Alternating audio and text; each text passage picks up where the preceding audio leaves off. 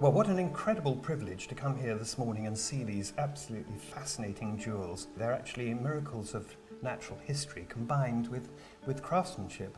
The emerald was carved around 1850 to 1900 in India. It was then later used in this extraordinary design, way ahead of its time. Well, it's almost an explosion of this emerald, isn't it? It's bursting out with sapphires and diamonds to draw your attention into the jewel, but a much softer, sort of lunar look for these natural pearls which are strung on wires. But there's a secret about this emerald. It's carved in India, but it comes from somewhere else, doesn't it? It actually comes from Colombia. When the Spanish conquistadors arrived in South America and they discovered these fabulous stones which were much larger and of greater colour and fewer inclusions than those they'd encountered before. And then suddenly on the market in the 16th century, these stones that were just lapped up by the Maharajas of India. An international trade for very alluring objects, isn't it? Well, there's nothing more informative about a piece of jewellery than handling it. Look at it, working away in the light there, returning the light in the most fantastic way. It's carved in a way that we often associate with Indian emeralds, and it helps to give away the date of the carving because the design is quite asymmetric and there's this foliate leafy design.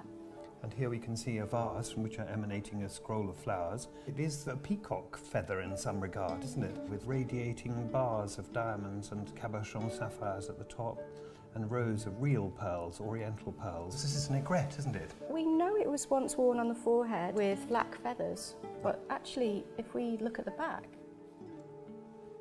well, there seems to be an enormous amount of mechanisms going on here. We can see very plainly that these attachments are removable. We can remove at least the brooch fitting, and it's just possible that this mechanism allows the emerald to be detached completely from its frame and worn separately on a bracelet. Most jewels are very versatile because it's enormously costly to bring this amount of precious material together. So it's really a one-off, but you want to find a way of wearing it in several different ways. But the strange thing about jewellery, and one of its great fascinations, is that it's so enduring.